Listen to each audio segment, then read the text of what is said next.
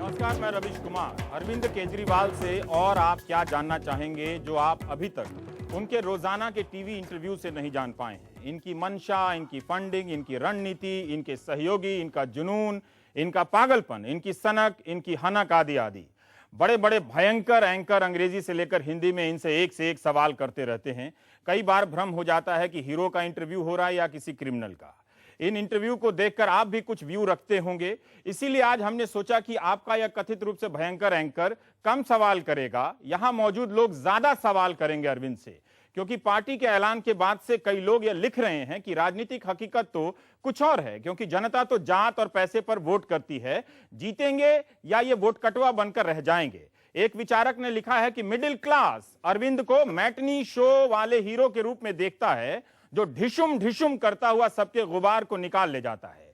फिर यह सोसाइटी का यह मैटनी क्लास कंट्री के कंसर्न यानी मुल्क के मसाइल से अलग हो रियलिटी शो देखने में लग जाता है। क्या यह समझ मिडिल क्लास की है या अरविंद के प्रति हमारी समझ है? लिखने वाले यह भी कह रहे हैं कि एक कानून को लेकर जो उम्मीद बनी थी, क्या वो आपसी गुटबंदी, तमाम तरह के अन्य मुद्दों पर लड़ाई के कारण बिखर नहीं जाएगी? अरविंद सत्ता बदल पाएंगे या फिर लड़ते लड़ते सत्ता की तरह हो जाएंगे? कई लोग इस बात से भी खुश हैं कि केजरीवाल उन मुद्दों को आवाज देने लगे हैं जिन पर मीडिया की चुप्पी का आरोप लगता है। ये नेता है या गुरिल्ला पत्रकार? क्या टीवी अरविंद का नया राजनीतिक हथियार है? क्या यह आंदोलन सिर्फ टीवी पर दिखता है? उम्मीदें क्या हैं इनसे और आशंकाएं क्या हैं? तो शुरू करते हैं हम लोग। हमारे साथ एक ही मेहमान है, अरविंद केजरीवाल, और बाकी हैं आप सब लोग। तो आप सबको मैं माइक देता चलूंगा, लेकिन शुरुआत में मैंने जैसे कहा कि मैं कम बोलूंगा, और आज के दिन ये इंटरव्यू जा रहा है और इन्होंने 2 दिन पहले रॉबर्ट वाड्रा साहब पे जो आरोप लगाए हैं और डीएलएफ का जो जवाब आया है कि इस तरह से कोई क्विड प्रो क्यो अदला बदली नहीं हुई है कि आपने 350 एकड़ की जमीन दे दीजिए या हम आपको पैसा दे देते हैं या फ्लैट देते हैं। फ्लैट भी उन्होंने वाड्रा साहब ने जो खरीदा है वो जायज दाम पर, बाजार दाम पे खरीदा। अरविंद, इस पर एक छोटा सा सफाई चाहता हूँ आपसे। उनका रात को ही आया है। हाँ। तो मैंने अभी पूरी तरह से पढ़ा नहीं है। मोटे मोटे तौर पे जो मैंने देखा उनका डीएलएफ का रिस्पांस, ऐसा लगता है कि उसमें काफ़ी झूठ है, काफ़ी चीज़ें छुपाई गई हैं। हाँ। वो तो हम कल तक हमारी टीम लगी हुई है और उसका हम जवाब दे देंगे। हाँ। लेकिन मेरा एक सवाल ये है कि ये डीएलएफ का बयान है कि इससे रॉबर्ट वाड्रा जी भी सहमत हैं? कहीं ऐसा तो नहीं कि एक बयान वो दे रहे हैं और कल जब हम रिस्पांस दें तो एक दूसरा बयान हमारा रिस्पांस पढ़ के वो एक और डिफरेंट वर्जन निकालें?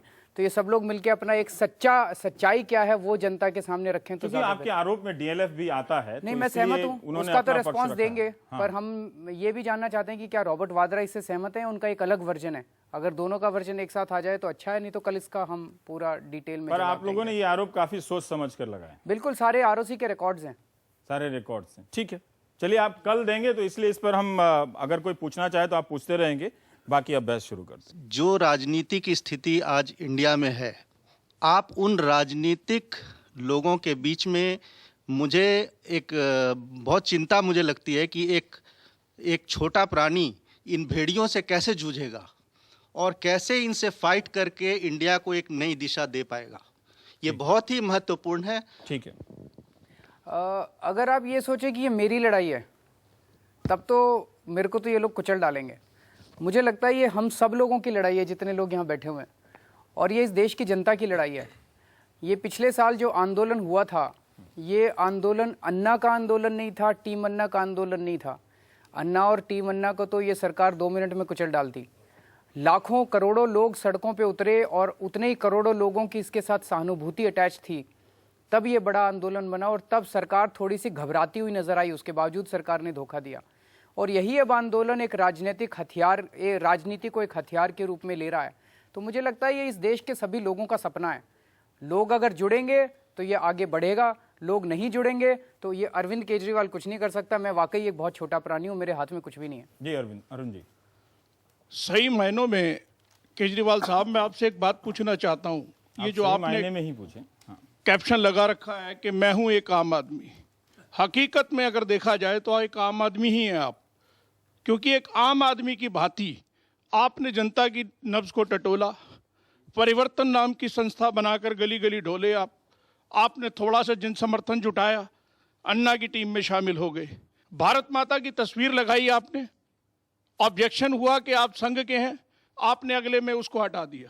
बापू की तस्वीर लगाई, आप गांधीवादी घोषित कर दिए गए, आपने बापू की तस्वीर हटा दी, आपने शहीदों की तस्वीर लगा दी। जब आपका जनमानस से ज्यादा ताल्लुक हो गया, आपने अन्ना को साइड लाइन लगाकर एक विशुद्ध रूप से आप जो चाहते थे एक नेतागिरी करना, उस नेतागिरी में आ गए आप।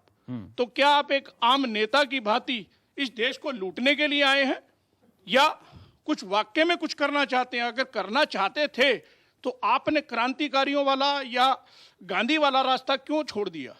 एक इसमें दो सवाल निकलते हैं। एक जो बार बार पूछा जा रहा है कि सब कुछ प्री प्लान्ड था और सबसे पहले से ही पता था कि ऐसा आंदोलन अरविंद एक ऐसा आंदोलन करेगा और फिर 2 साल के बाद फिर पार्टी में चला जाएगा, क्योंकि इसकी तो शुरू से राजनीतिक महत्वाकांक्षा थी।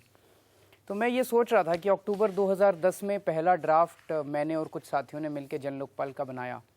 तो उस टाइम हम लोगों ने प्लान किया कि अब हम अन्ना जी और किरण बेदी और प्रशांत भूषण को एक साथ लाएंगे, फिर अन्ना जी को हम 5 अप्रैल को अनशन पे बिठा देंगे, फिर सरकार एक जॉइंट कमेटी बनाएगी, वो धोखा देगी, और फिर 16 अगस्त को एक और बार अनशन पे बैठेंगे और फिर ये बहुत बड़ा बन जाएगा और फिर पार्लियामेंट एक प्रस्ताव पारित करेगी जिस पे पार्लियामेंट धोखा देगी और फिर मैं आके राजनीति में कूद जाऊंगा।